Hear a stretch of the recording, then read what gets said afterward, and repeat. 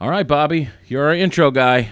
Today is a special day, and today is a podcast where we talk about our special day. Hi, I'm Bobby Parker. And I'm Joey Nickel. Welcome to Today Is. Welcome to the show. We have a great show for you scheduled today. I won't give away what it is. I'm sure that you won't be able to tell until we get to what we're talking about. I think you've got new glasses, but I'm not positive. I did clean them. Oh, that's I finally bought some glasses cleaner, and I cleaned my glasses, which they had been getting very smudged. Oh, yeah. I think it was like yesterday. I was standing in the kitchen, and my wife was like standing kind of beside me, and she looked at me. She goes, "Your glasses are so dirty," and you don't realize it when you're wearing them a lot of times. Yeah, they got real dirty. And the thing is like, I have a glasses cleaner I like, and it was from the Dollar Tree. Okay. And they don't have it anymore. Oh. I almost said they don't serve it anymore, like it's a restaurant. Yeah. They don't make it anymore. And then I finally found a good one at Walmart. Walmart is not a sponsor. Damn. But I found a good one at Walmart. Ooh, nice. And I like them. I like it so far. See, I like that is snazzy looking. I ordered like some glasses cleaning thing from some thing on Amazon, and I've got like 3 bottles of it in my office, like where I do most of my computering. Yeah. And that's just I guess someday in the future I will buy more stuff, but I don't have a specific brand. Also, my glasses keep fogging up because it's so humid and I keep sweating. Yeah, that's so I'm not sure exactly what to do about that at this point. I was like cold all day, and then like the 3 minutes of movement after you got here, like me walking to the door and like making a cup of coffee, and I'm sweating now. I had to take my sweatshirt off. So yeah, this humidity thing is awful. Yeah, it's pretty terrible. I still feel like I'm louder. Say hello. My name is Bobby. Hello, my name is Bobby Parker. Some people call me the Space Cowboy. Hello, my name is I'm way louder than you. What's going on? I have no idea. Like, I'm not trying to talk softly. I'm actually trying to talk a little bit louder than normal. Check 1 2 check. Why am I so loud? I don't understand. I don't understand why I'm so loud. I don't think I'm usually this loud. Well, I turned me down. You turned you down a little bit. I go to 11. Which I believe Spinal Tap is coming out with a sequel. Yeah. This is Spinal Tap 2. Christopher Guest. I don't know how I feel about that. Yeah. I haven't watched the original probably in 20 years. The one time that I know that I sat down and watched This is Spinal Tap was my senior year of high school. Yeah. Like I knew of it. I've seen it before. Tap that microphone for me. Okay, I'm definitely picking you up. Oh, all right, yeah. So like I knew what Spinal Tap was. I've seen clips. I know all the stuff mostly. As much as any guy my age does. But like the one time I watched it, I was incredibly bored the entire movie, and then afterwards we talked about it. We're like, oh, it was funny when we're talking about it. Yes, it's a good movie to quote. It is kind of boring. It is a good movie to quote. Why do I seem louder? I have no. I bet I plugged it into the wrong input. Wait, hold on. That would be awesome. Check. I've been turning myself up. I've been making myself louder this whole time. Okay. It's funny because that is something that I would have done. I would have gotten myself incredibly frustrated for and probably punched a wall later. I was so mad. Okay. I was just this whole time I've been turning you down and me up, and that okay. That actually is one of the better parts of my day. Okay, now say Hey, I'm Bobby Parker. Hey, I'm Bobby Parker, and I am still talking, and Joey is no longer trying to silence me like I am a critic, and he is the government. All right, check 1 2, check testing 1 2, check. Check testing, Chechenian, check. Yes, the Czech Republic and Chechnya are two different places. Yeah, that's what I thought, but sometimes the names are a little weird. They used to be Czechoslovakia, Yes. and then they split into two countries, and now they're the Czech Republic and Slovakia. And Slovakia. But Chechnya has nothing to do with it. I think Who are the Chechnyans? I think that they are from that area. But, From Czech Republic area? yeah, I think the Chechnyans I thought were more Russian. yeah, like but Eastern I European think maybe. closer to like Eastern European, like all those Check countries and borders have kind of bled over, and That's true. They've gone back and forth, and like there's regions that are I'm going to say Chech 1 2 from now on. Chech 1 2. And I'm also a big fan of chesting 1 2 chesting, because that yeah. So, you do any shows this week? No. So do you do stand up anymore? I do stand up. It's just I've been failing at booking recently, which is that sucks. Well, I know that, and we'll talk about this when we get to our plugs.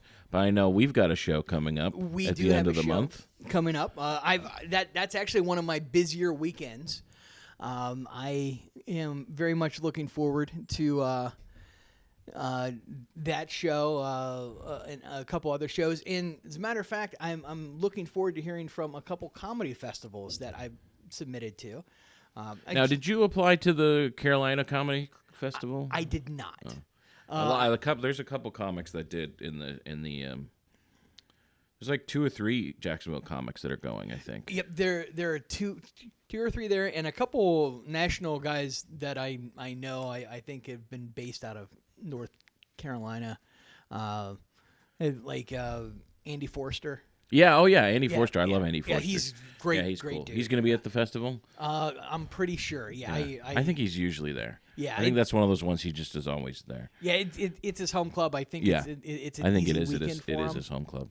Yeah, Andy Forster's great. Yeah, I haven't seen him in a couple years, but yeah, he's pretty cool. I opened for him last year, and then I've kept up with him a little bit, and him and I think Moody Malavi are really good friends. Moody's another comedian. He's based out of Nashville that I've kind of become acquaintances with, emailed back and forth a bit. So it's nice meeting people who might actually be able to help me elsewhere. Like I've gotten so much help here in Jacksonville and Florida, but booking elsewhere, it's Right. nice making those connections. Yeah. Yeah, it seems like lately all my connections have been like Nashville. Like I keep getting connected with a bunch of Nashville and Austin stuff. But stuff like that. I'm really tired. I can tell. Like, Nashville is taking off. That's Nashville is the new Nashville is the new comedy hotspot. Hotspot. I will say, like, so people talk about, like, I don't think there's a comedy town anymore. I don't think there's one, like, it used to be there was L.A. and New York. L.A., New York, Chicago, but Chicago was more improv and stuff like that. right? So you got like your Second City guys from Chicago, and then you had L.A. and New York, and those were the stand-up towns, L.A. and New York. Boston, but very Boston New had its York. own. Boston had its own like ecosystem there. Yes. Like Boston is very interesting as far as the comedy scene is concerned. So Comedy Key West are some Boston comedy scene guys. They started that club, and so I've learned a lot about the Boston comedy scene from them. But like there are guys who are still in Boston that are making a living, a full-time living, and are famous in Boston, basically. Just doing Boston Just doing jokes. Boston shows and Boston, and just staying. They never leave Massachusetts. Yeah, like I've heard that. Like were just like their own thing. And then I think it was Stephen Wright that he came out of Boston, and people were like, what's this? He's telling jokes that aren't about Boston and living in this area. And he made it big, and like that kind of made people look at Boston like, hey, what's going on here? But so many of those guys are just so specific to that town. Yeah, it's definitely a breed of comics, like that Boston style of comics. And then Mark Maron, he's talked about it a few times on his podcast. He lived in Boston for a while. Okay. And he talks about that Boston ecosystem of like, there are guys who are like, you go to Boston and everybody in Boston knows this comic. Right. It's crazy. And then you go 20 miles south and no one knows and nobody's who heard it of is. him. Yeah, nobody's heard of him. It's crazy. It's very interesting. I feel like Austin is turning into the new. Maybe. I don't know though.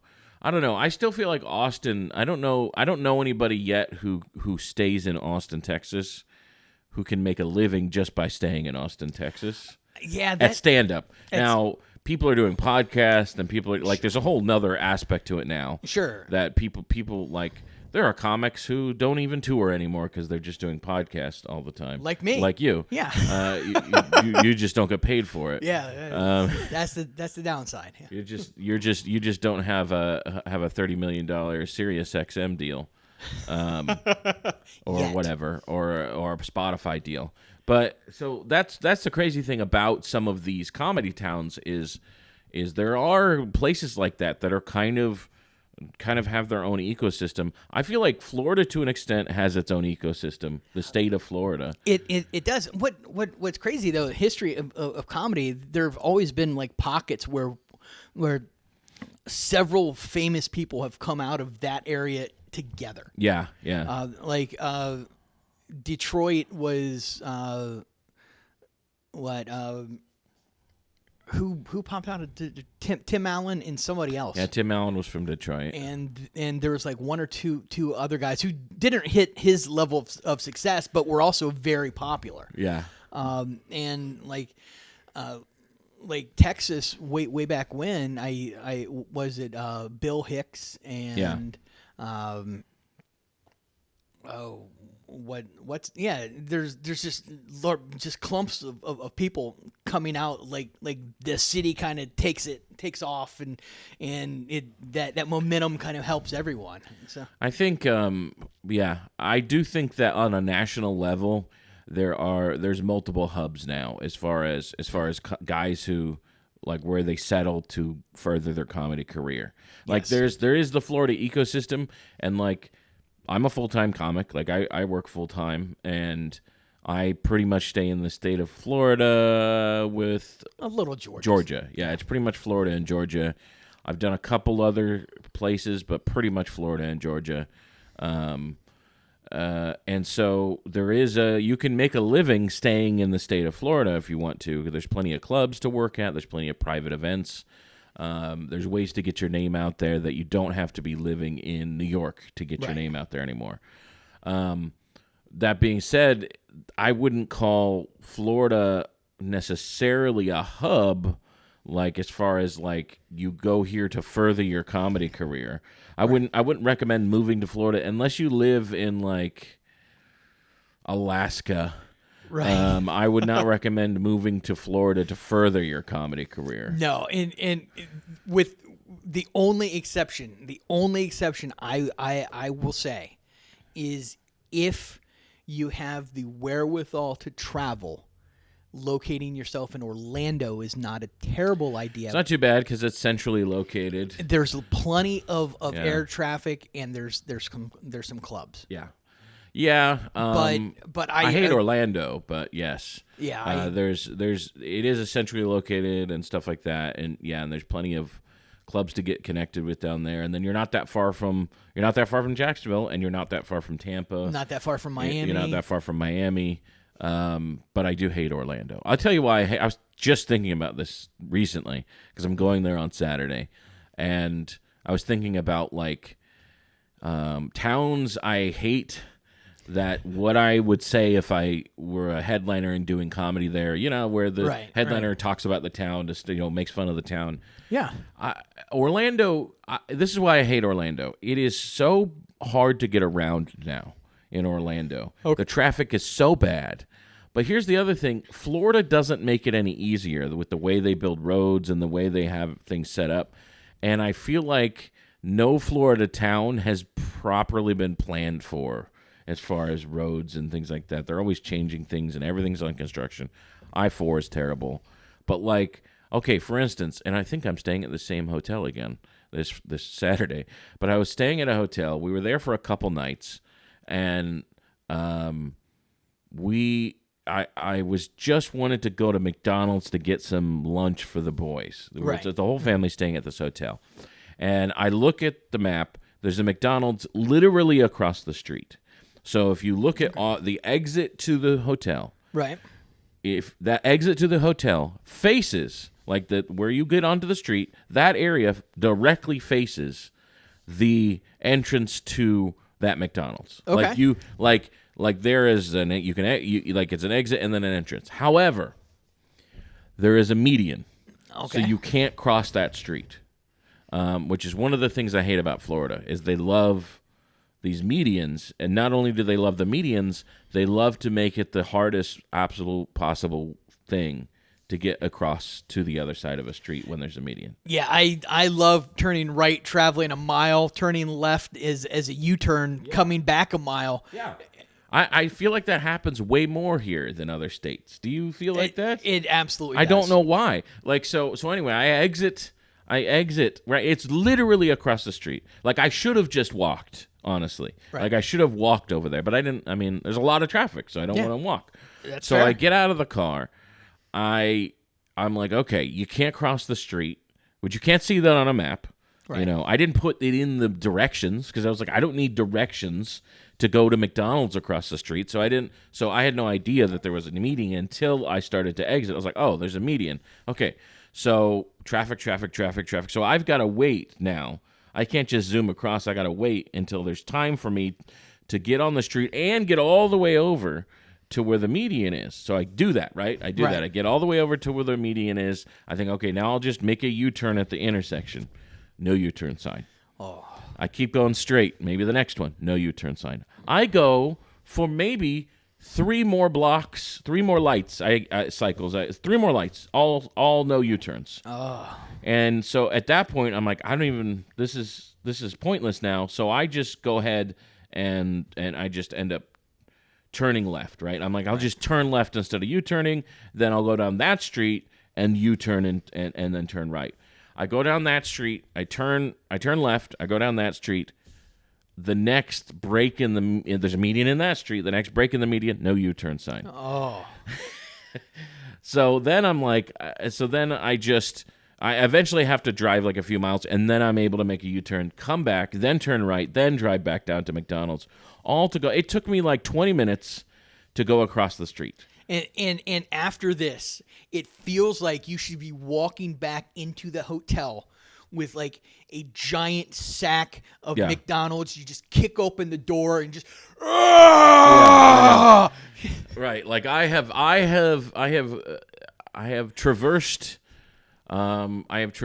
these troubled streets. Also, by the way, then I come back, right? So now I'm turning right out of McDonald's, which is easier. But I'm turning right. Then the very next break in the median, no U-turn sign. So I can just U-turn and go right in. Oh. It's so why does this area have a no U-turn but not that area? And the thing is this whole thing is compounded by the traffic. I have to work through this stupid traffic. And it's not even the people who live here that live there that's the problem. It's the fact that it's so touristy, nobody knows where they're going, and nobody can drive properly. Yeah. I can't tell you how many times in Orlando people have just zoomed in front of me because they get oh, wait, I'm supposed to turn there or whatever, or coming out of the parks. Don't think you can drive anywhere at 9 o'clock when all the parks close. Oh, no. The one thing about Orlando that we do when we go there, it's hey, let's go to the place where we want to be for the day. Yes. And we're going to be there the entire day. and then when we leave Orlando. It's rough. It's like, so I would never want to live there. I hate driving there. Every time I think about going, every time we're like, oh, we're planning a trip to Orlando, I just dread having to drive around in Orlando. I hate it. I get it. I have trouble with large crowds of people anyways. And driving in there, like I can deal with it, but I would get so angry so quickly. Yeah. That's one of the few times I just get angry and just I'm tough to deal with. My wife actually does a lot of the driving in cities when we're together, just so I don't have to. Can't decide if that would be better or worse. I can't decide if it would like just make me anxious to not be in control. She never has asked to, and I've never asked her to drive when we're driving around. She very rarely drives. Right. Yeah. I'm always the driver. I love being in control of the car. There's only one or two people where I'm super comfortable when they're driving. Luckily, my wife is one of them. She's a great driver. And yeah, it's just I'm very lucky in that aspect where I'm comfortable with it. My son is driving now. My oldest son. It's not bad. He's pretty good. Yeah, he's pretty good. Knowing him, I can see that. It's not bad. The 7-year-old's terrible though. Yeah, he can't even reach the brake. Yeah, I don't see why. No, the 15-year-old, he's getting pretty good at it. He's doing pretty good. So hopefully he'll be a good driver. But there's something else I was gonna say. Oh, so anyway, shows I did this week. Shows, yeah. I had quite a few shows this week. Friday we had our third installment of Really Good Beer Stop. I heard good things. We had a great show. Anna Lepoli was our headliner, along with Brian Thomas. I kind of did a double headliner night. I had them do the equal time and paid them the same amount. And I had Leroy Aaron open be the middle guy, and Scotty Chi did a guest set. Awesome. Turns out he lives in the area, so he did a guest set and brought a couple people to the show. That is fantastic. I've seen them all recently, except for Brian. Is he doing good? Yeah, Brian Thomas is doing great. He had a great set. It was great to see him doing a real set, because usually I see him and he's having to got a host. He's hosting veterans, but he had a great set. He did really well. Everybody loved it. Everybody loved Anna, which they always do. Right, Every time I book Anna, they love Anna. It was a great show. It was our lowest attended show, but we had about 40 people there. That's good. It was still very good for that room. It's not a big room, so it still felt full. It was a great show. We still had plenty of, I had plenty of money to give to the comics, and stuff like that. 40's fine. Yeah. I'm happy with 40 as long as the owner's happy, and he seemed happy. Right after the show, he's like, "All right, when we doing the next one? Like, let's get it going." That's awesome. So our next one will be October 3rd with Wes Johnson. Oh, nice. Wes Johnson and Brian Ziola. I'm on a Brian run right now. Nice. I'm booking Brian's. I've not seen him in a while either. Yeah. So I'm going to probably try to do a guest set there. Yeah, that would be fun. And who else did I book for that night? I forget. I booked somebody else, but I can't remember who it is. I'll remember soon. I've got to. Sure. Mike Freed. Mike Freed's going to be on the show. That's... So it's going to be Mike Freed, Brian Ziola, and Wes Johnson. It's going to be a fun show. October 3rd. But yeah, it went great. Our show Friday went great. Anna and I went to Waffle House afterwards, like we always do, because she doesn't eat at Waffle House unless she's going with me for some reason. Like that's where we go. Were you able to handle Waffle House? So here's the thing. So I could not resist their new waffle. Now I can't eat their waffles, or I'm not so. I get sick when I eat their waffles. Right? Yeah. We talked about that. I can eat everything else there. Right. I'm fine with everything else. But I couldn't resist the new birthday cake waffle. Okay. And it had like birthday cake topping on it that was like, and then whipped cream. I ate it. It was phenomenal. And then I was sick the next day. Yeah. So makes. And then I was sick. I've got to ask, a birthday cake waffle. So it was just their normal waffle with birthday cake stuff on top of it, or did they add stuff in the back? It was a normal waffle with birthday cake. I don't even know what they were. They were like little birthday cake pellets. Okay. It was really interesting. They look kind of like nerds, but they weren't hard or anything. But they were birthday cake flavored little icing things. Okay. And it was really, and then they put whipped cream on it, and it was really good. I didn't even put any syrup on it. It was really good. It sounds like they ruined a waffle to me because Really? Yeah, I don't like the birthday cake icing stuff. That I like sounds. I do. Yeah. I like birthday cake stuff. That- I like birthday cake flavored stuff. No, that's It might be the fattest thing I've ever said. It's like, I love birthday cake flavored stuff. You ever had birthday cake flavored bacon? Somebody's done it. absolutely. I love birthday cake flavored stuff. I love birthday cake ice cream. I like birthday cake cupcakes. I like birthday cake. They make birthday cake ice cream sandwiches. I've seen all of these. I avoid them. I love it. I love cake batter flavor stuff. No, just the waffle with syrup on it sounds amazing. But yeah. Yeah, you don't like birthday cake stuff, huh? They have a strawberry one too. Ooh. The strawberry one's similar. See, I'd probably be down. I actually had to celebrate my wife just got a new job. I was letting you know before the show started. So to celebrate that, I got us some cake at Fresh Market. It was both that and because the Great British Baking Show started back up. So I'm like, let's get a fancy thing. So I do like Fresh Market's fancy cakes. Yeah, I got a strawberry Napoleon. Those are the best. Oh, those are and that tastes good because I think they use whipped cream instead of buttercream. Yeah. So I like that. My wife actually really likes the raspberry Napoleons. Oh, I did not see one. Raspberry Napoleons are very good. That's like her favorite. That's whenever we do a Fresh Market dinner night. Right. Like, you ever do those?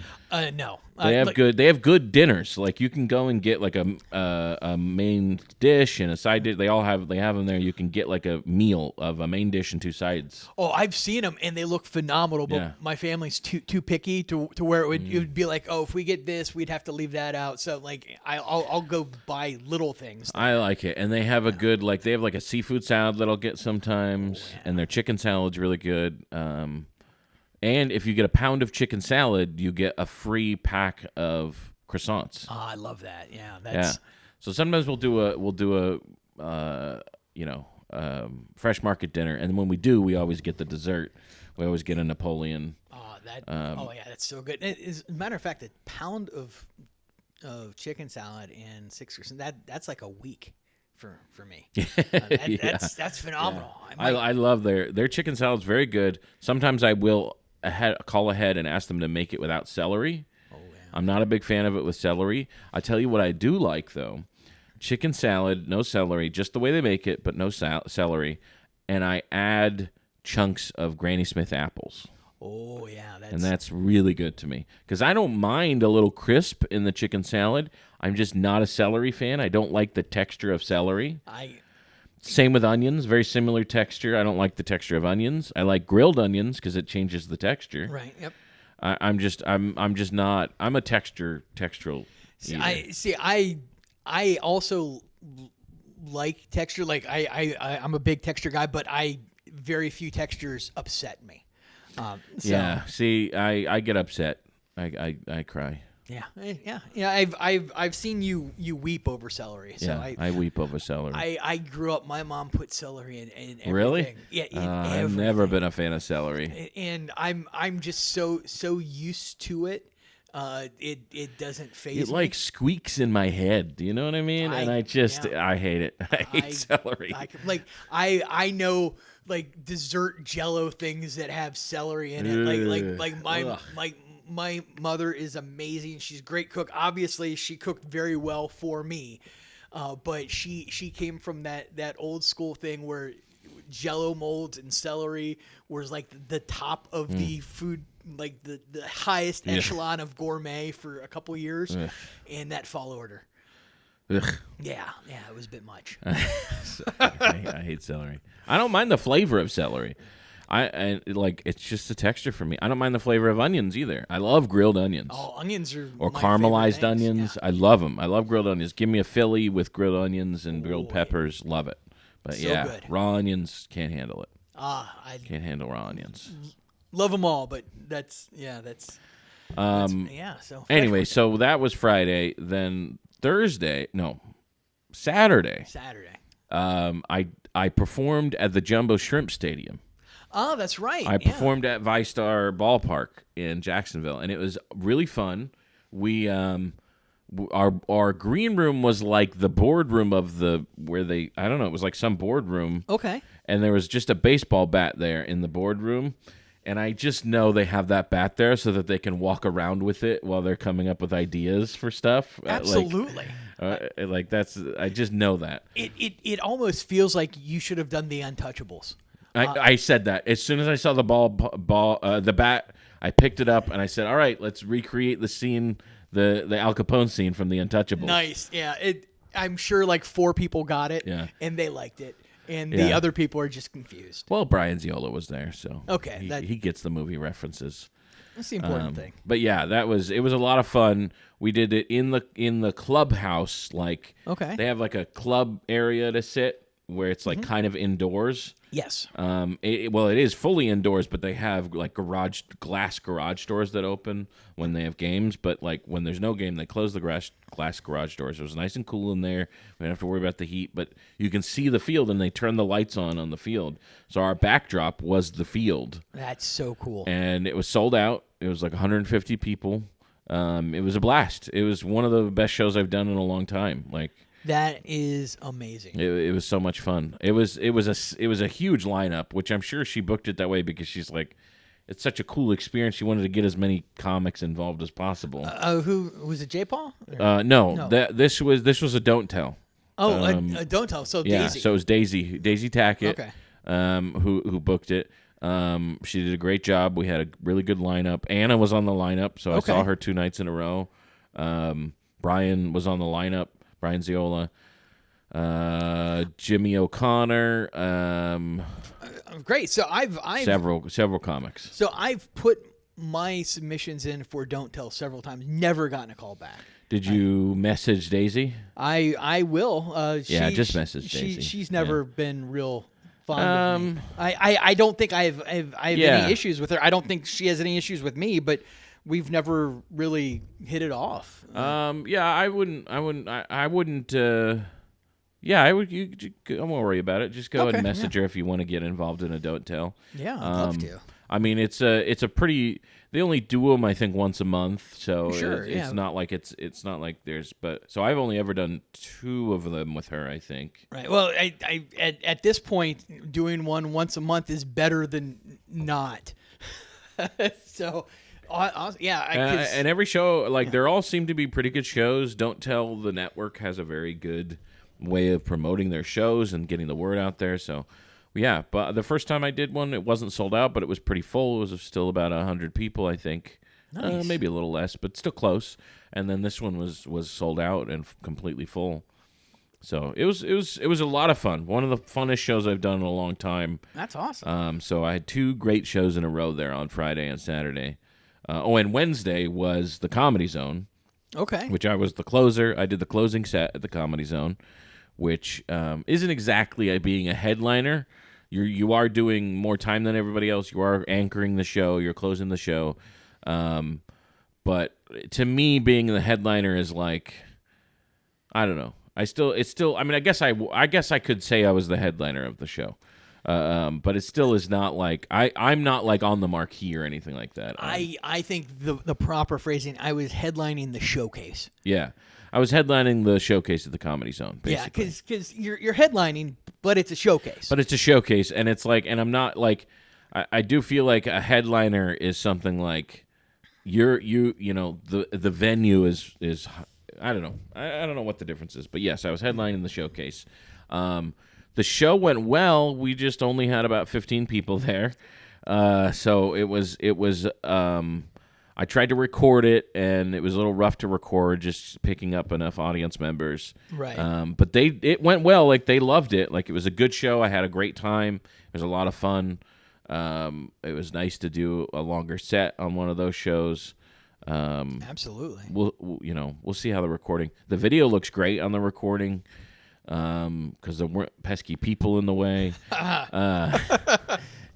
So it was a good show. I wish we could have gotten a little better recording, but we'll see. I haven't really listened to the audio yet, but right. So I know that we're not talking about future shows right now, but I kind of want to break the mold a little bit and bring in the show I was asking about earlier. Oh, so yeah, there is a comic. Okay, so there is a comic named former guest here. Yeah, former guest of the show, Amir, friend of the show, Amir, Amir Schumann, and he has been posting about this show on Saturday that is at the jail. So he hasn't been. It's called like Locked Up Comedy or something like that, or Comedy Locked Up, and it hasn't been like he hasn't said it was at the jail.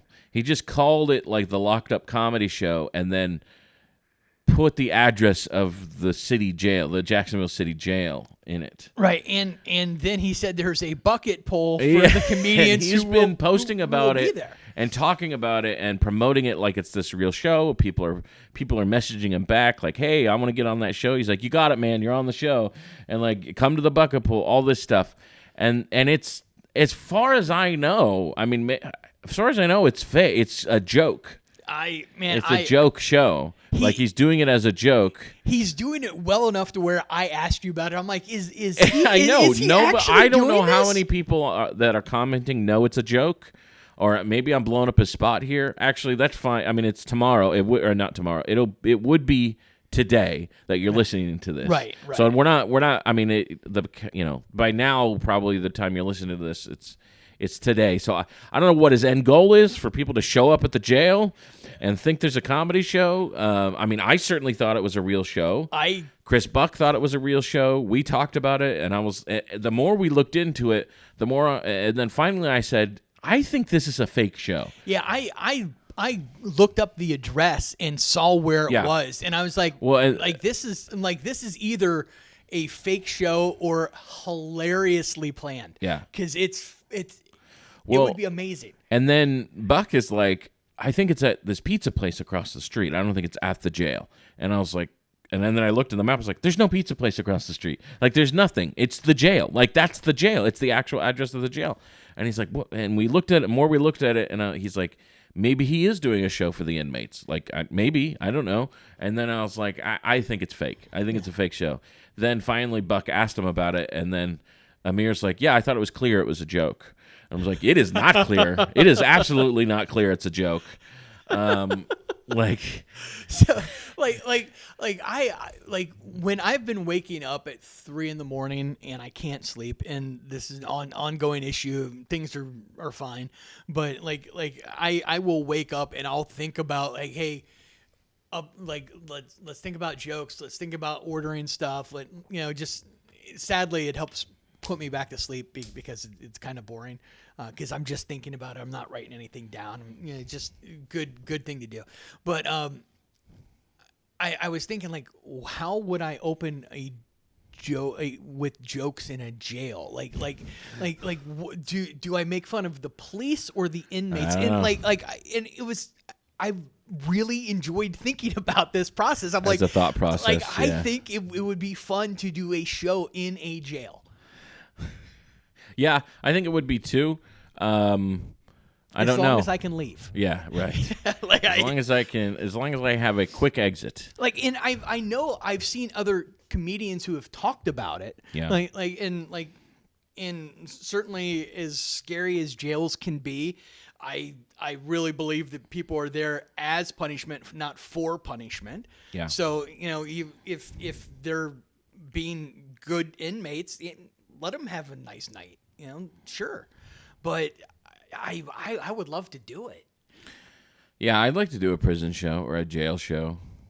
Maybe jail, not prison. Maybe jail. Prison would probably be easier to control. That's true. Jail, but prison, it's like I don't know. I don't know. Prison, they're there. It's very. I'm not saying jail is they don't know what's going on, but usually have more inflow and out. Like, hey, you're here overnight. You're going out the next day. It's very rare you're locked up in jail, or at least a larger percentage for more than a week or so. That's my understanding. Anything longer than that, you're usually in prison. So it would be easier to judge how the crowd's going to be at the prison. You That's know true. how people are. That's true. At least I think the guards would think so. Hey, it's easier to set this up. Yeah. So anyway, yeah, I'm pretty sure that's a joke show. I don't know. We'll see. We'll see what happens. But this Saturday is Lily's is back. Lily's this Saturday. Lily's is back. I will not be there, but Chris Buck will be hosting it. 7 o'clock. 7 o'clock. 7 o'clock at Lily's downtown. Go to Lily's downtown, then go to jail. Then go to jail and tell jokes. See if they'll let you tell jokes. That's a wonderful plan. All right. Today's topic. Okay, what are we at? We're at 40 minutes exactly. 40 minutes. Wow. We 40 minutes. I know. What time is it? It is 5:08. Okay. So pretty soon we gotta. Gotcha. Can't go too long, but it's okay. I feel like we've had a good podcast so far. But today's topic is National Video Game Day. I love it. National Video Game Day. I have my Mario hat and my Yoshi hat. I'm wearing the Yoshi hat as my ball cap today. And then I brought this guy. Now this guy was a staple of our early episodes. He was behind you every episode when we were filming in my living room all those years ago. By the way, today is kind of our 50th episode. 50.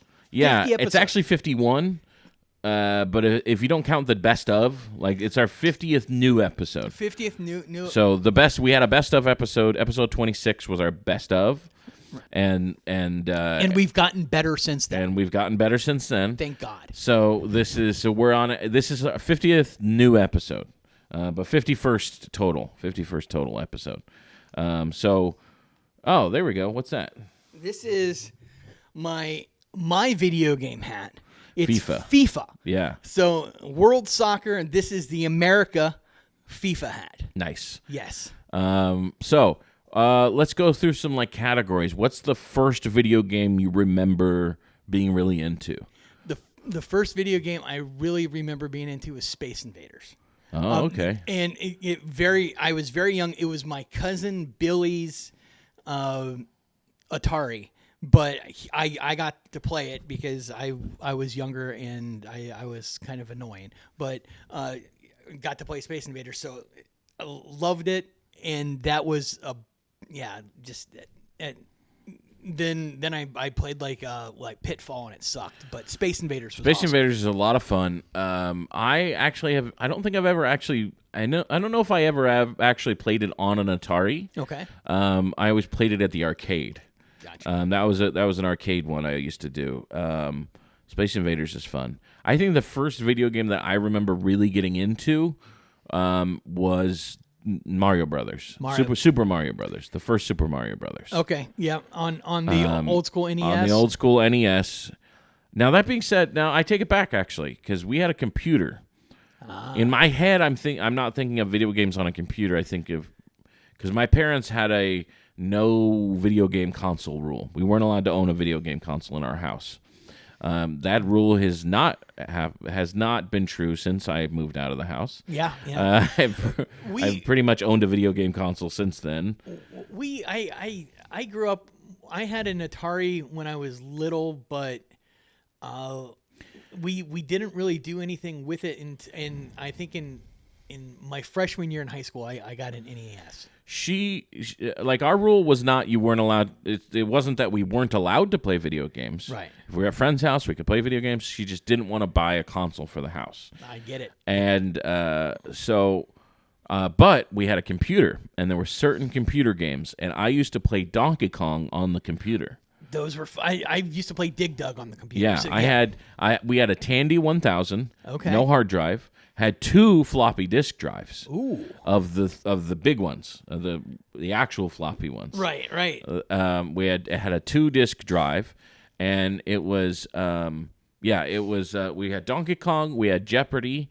We had what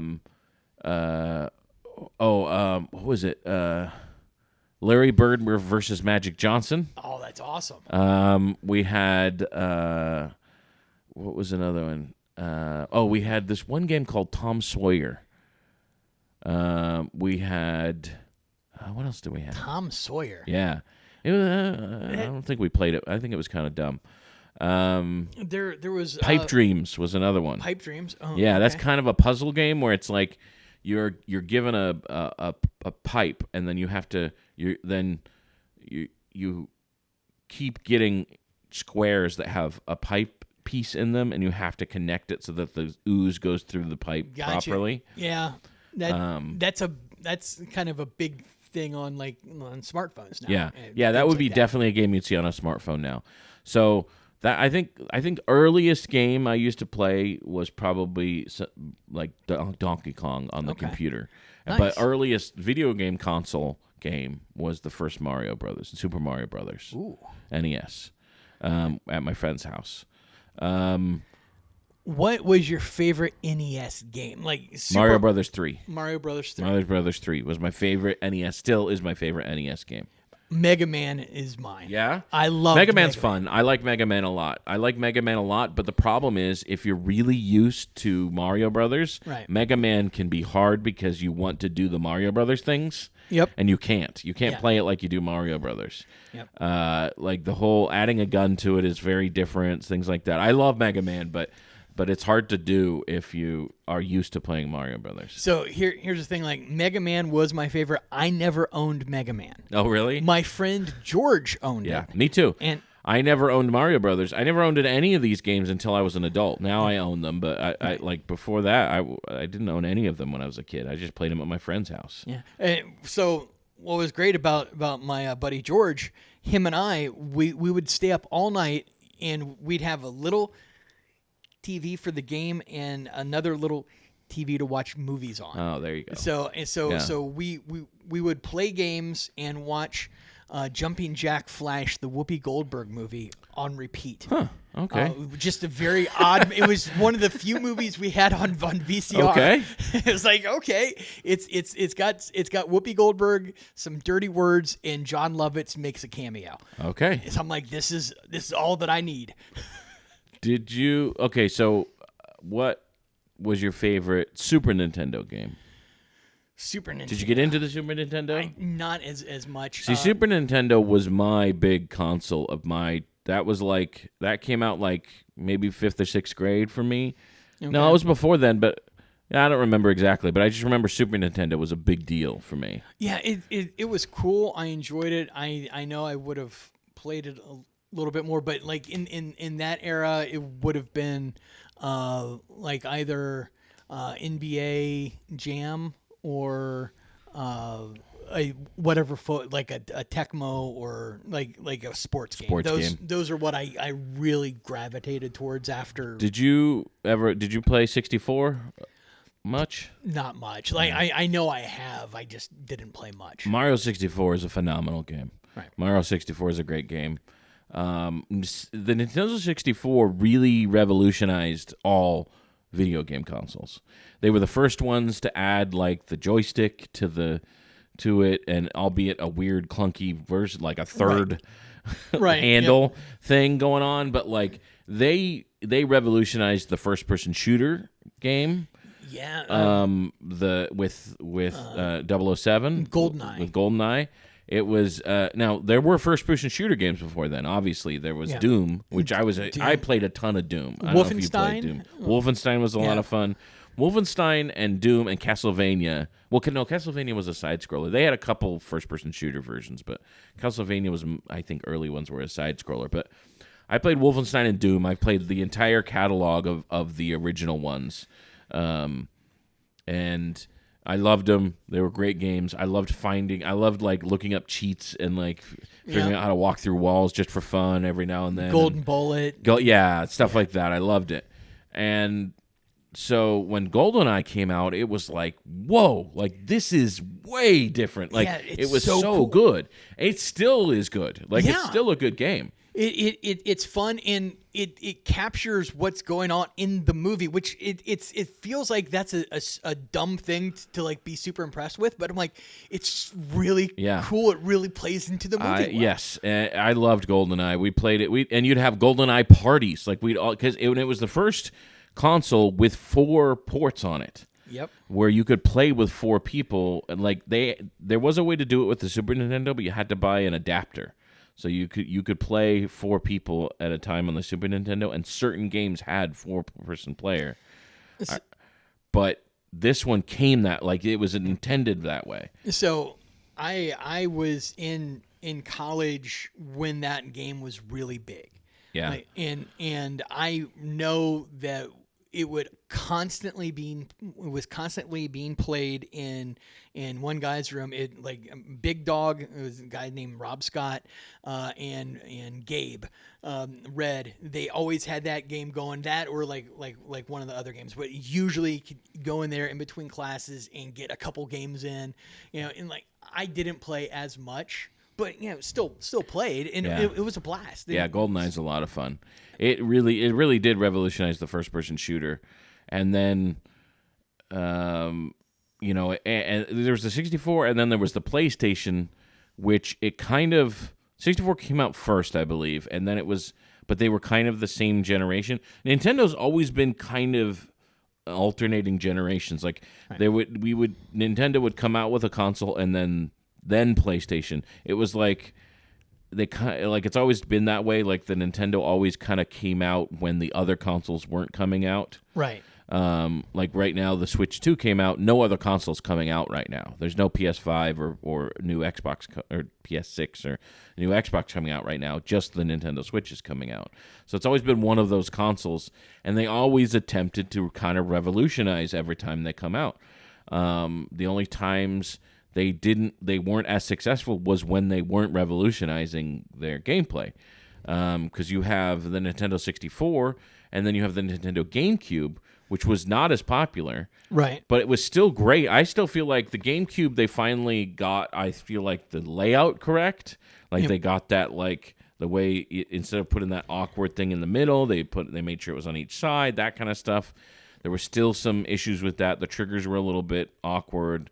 But then, honestly, I mean, and PlayStation, obviously, they really evolved the controller also. But then, honestly, it got perfected with the Xbox. Yeah.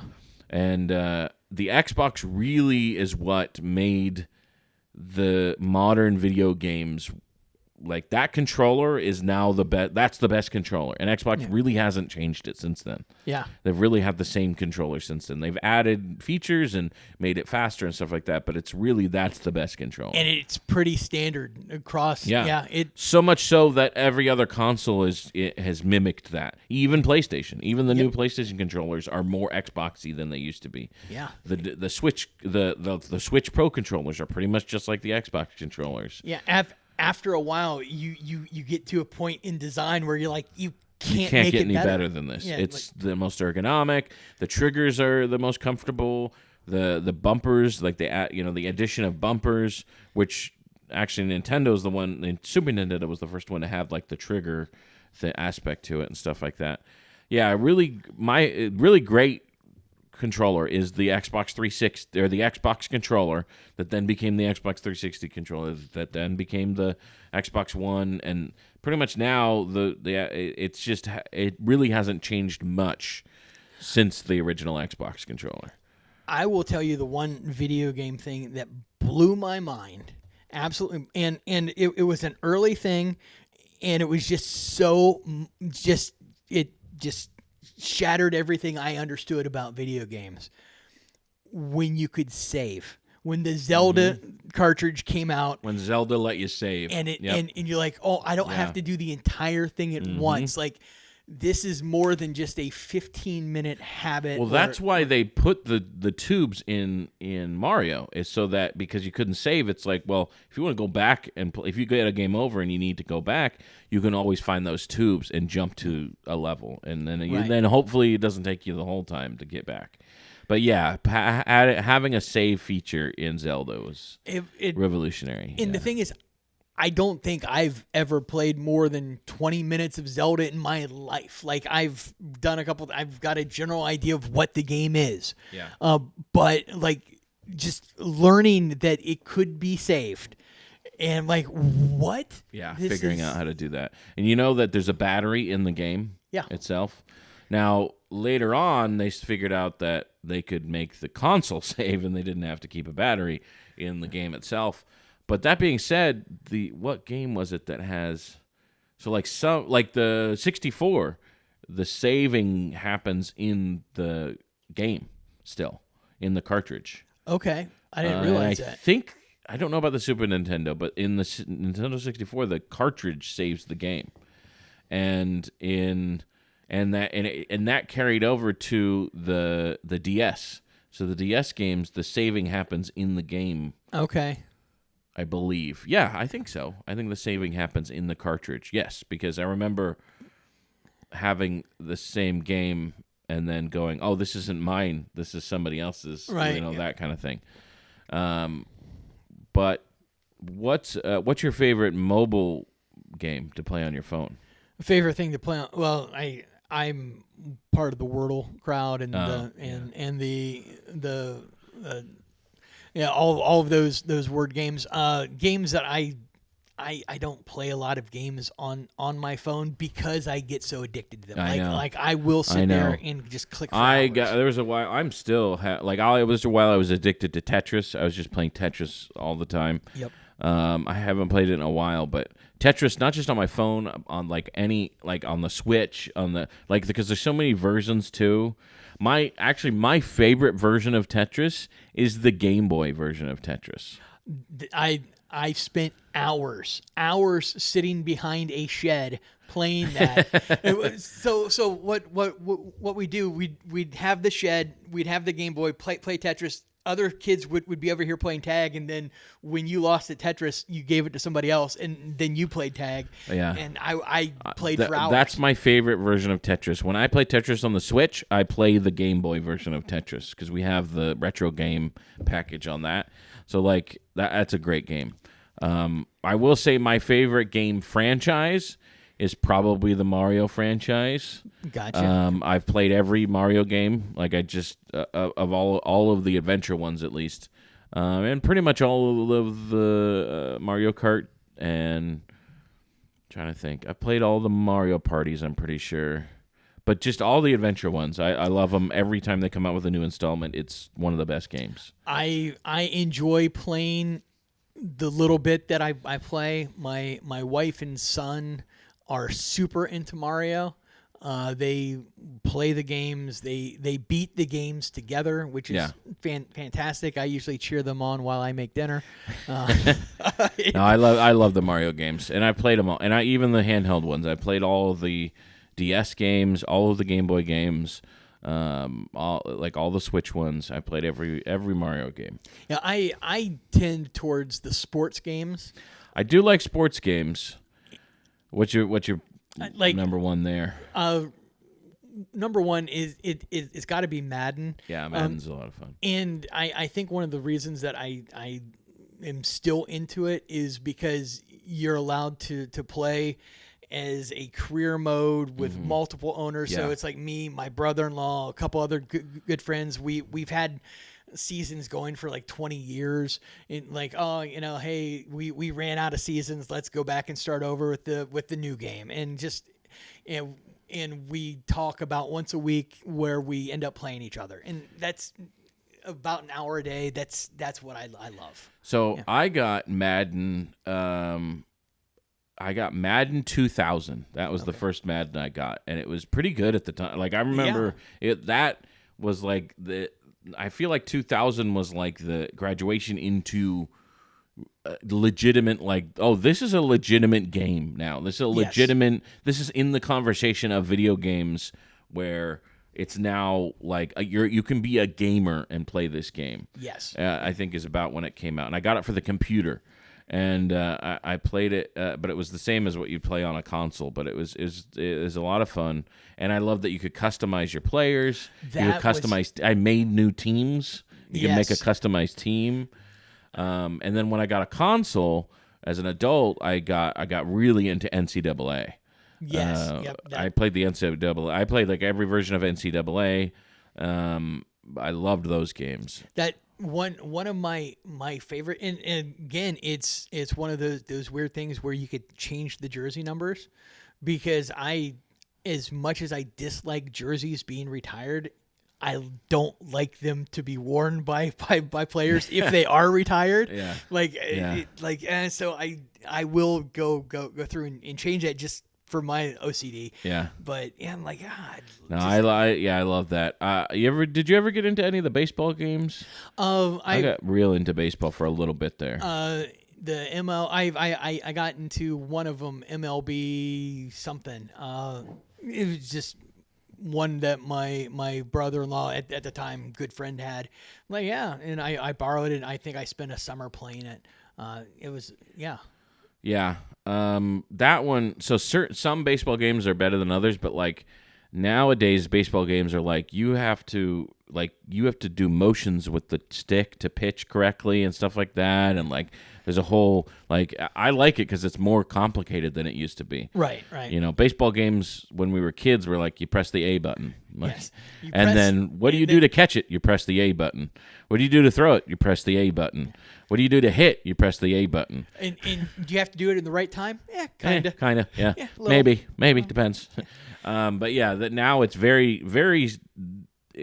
precise now, and you can. And most baseball games now will let you be as precise as you want. You can set it up so that it is just hit the A button. See, that is what is needed, and I think I stayed away from baseball because I didn't realize that, and I haven't even thought about it because. At one point, I know it was getting to where it was like Dragon Lair difficult. Yes. It gets very. You can, if you play it to the most preciseness that you can, like you're controlling every aspect of it. Like you're pitching the ball and you're doing precise movements with your stick so that you can pitch it correctly. Then once it's hit, you're controlling the guy that has to go get it. You're running to the ball. You're throwing the ball at the right time. You got to throw it to the right base. All that. It almost at that point it almost gets puzzly. Like it's not like it's not. Yeah, it's almost like you're playing a puzzle now. It's like it's very interesting. I like playing baseball. Yeah, it's a very different game in my opinion, than playing football or basketball. Like it's very different to play that. It's a very different brain chemistry. Oh yeah, as you said, it's precise. It's more about individual skill and not trying to use the team. You're actually trying to do the skill. Yeah, it's a lot of fun. I like playing baseball. All right, I wanted to make an interruption to tell you about the shows that we're doing because I keep forgetting what they are when I'm on air. So, obviously every Monday come out to Shantytown in Springfield area of Jacksonville. So Shantytown every Monday at 8:30. September 18th, I will be in New Smyrna Beach at the Live Oak Cultural Center. This is a show that's benefiting the Southeast Volusia Humane Society. September 19th, I will be in Lakeland, Florida at Union Hall. This show will be benefiting Paws Plus Veterinary. September 20th, I will be in Vero Beach at the Heritage Center benefiting Halo No Kill Rescue. Bobby, on September 25th, will be in Palm Coast at the Christy B Comedy Club with Boomer Broad's Comedy. They have two shows, one at 6:30, one at 8:30. And then both of us, September 26th, come out to Lake City at Cooper's Hideout. September 26th, Bobby and I will be doing that show together along with our friend CJ Couch. Come out to the shows. And back to this show. So what's your number one game, if you could pick one game? Oh man. Like is that computer games and any video style game? Man, computer, console. I'm probably gonna have to stick with Madden just because I'm so into like playing with my buddies. That's just such a part of my life. I really like the Halo games. Oh, Halo is fun. And Halo has an aspect of you can play the story, right? You can play the story, which you can but you can find secrets in the story, and then there's also the online portion of it, which is a completely different game. Right. Like playing online tournaments and stuff like that are completely different than playing the story. Yes. Yeah. So I've got some good friends who are deep into like the computer gaming. yeah. And they play Dota. I don't know if you know that one. But that's like one of those deep. Hey, everyone's into it. It's like a huge online Twitch community and streaming. There's so much the whole video game thing. I don't even know. We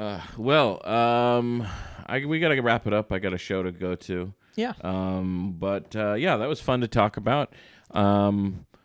Anyway, today is whatever we say it is, and you're here for it. I'm Joey Nickel. I'm Bobby Parker. See you tomorrow. Have a good one.